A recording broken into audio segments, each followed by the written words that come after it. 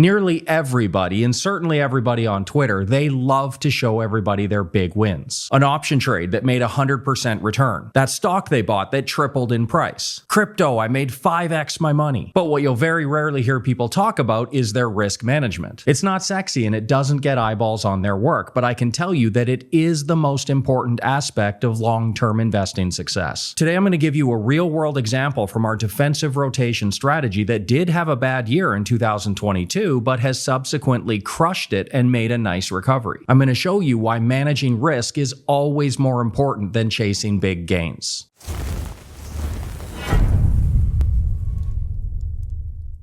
So 2022 was a rough year for most investors. The S&P 500 was down about 20%, and what made it even worse was that a lot of the assets that we traditionally think of as safety assets, they were down just as much as the stock market. Our defensive rotation strategy was also a victim of this, and its risk management didn't work nearly as well as it did in all previous years. Here's the results of defensive rotation going back, and we can see that it really only had one standout bad year. Everything else was great, but it did lose 40.22% in 2022.